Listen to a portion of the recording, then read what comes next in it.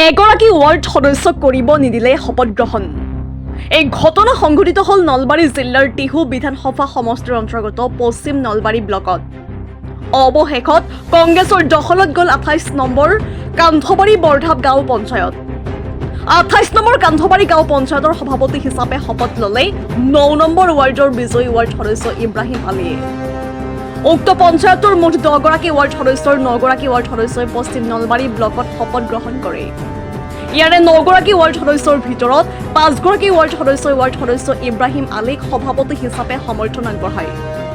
কিন্তু আজিৰ এই শপত গ্ৰহণ অনুষ্ঠানত উক্ত পঞ্চায়তৰ অন্তৰ্গত 6 নম্বৰ ৱাৰ্ডৰ বিজয়ী ৱাৰ্ড সদস্য ফুলচান আলীক শপত গ্ৰহণ অনুষ্ঠানত প্ৰৱেশ নিষিদ্ধ কৰে।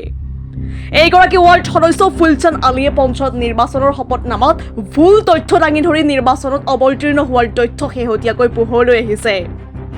3টা সন্তানৰ পিতৃ ফুলচান্দে এটা সন্তানৰ তথ্য লুকুৱাই থৈ তথ্য বিভ্ৰান্তিৰে মনোনয়ন পত্ৰ দাখিল কৰিছিল। সেয়েহে আজি ফুলচান আলীয়ে সাংবাদিকৰ আগত প্ৰশ্নৰ সন্মুখীন হোৱাৰ ভয়ত সংবাদ মাধ্যমৰ পৰা আঁতৰি গোপনে পলায়ন কৰে। এই ক্ষেত্ৰত তথ্য ফাঁকি দি ৱাৰ্ড সদস্য হোৱা ফুলচান আলীৰ বিৰুদ্ধে জিলা আয়ুক্তগৰাকীয়ে কি ব্যৱস্থা গ্ৰহণ কৰে এয়া সময়ত হ'ব লক্ষণীয় বিষয়। নলবাৰীৰ পৰা মিৰাজুল কাজিৰ ৰিপৰ্ট, ডিজিটেল আছাম লাইভ।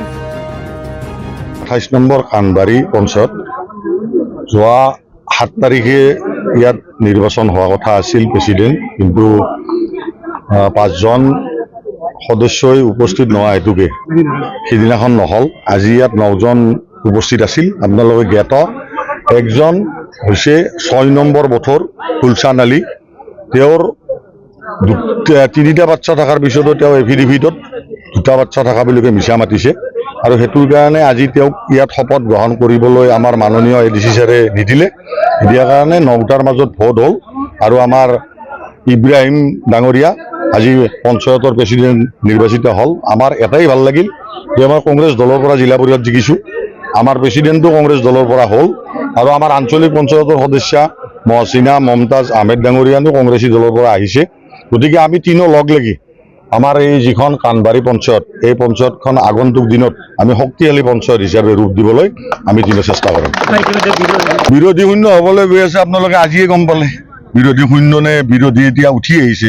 মাননীয় গৌৰৱ গগৈ ডাঙৰীয়া যেতিয়া অসম প্ৰদেশ কংগ্ৰেছ কমিটিৰ ভাল লৈছে তেতিয়াৰ পৰা কংগ্ৰেছ গ্ৰ' কৰিছে, আৰু আপোনাক আজি এই জেগতে কৈছোঁ অহা 26ত গৌৰৱ গগৈ ডাঙৰীয়াৰ নেতৃত্বত অসমত এখন এলায়েন্সৰ চৰকাৰ হৈ আছে।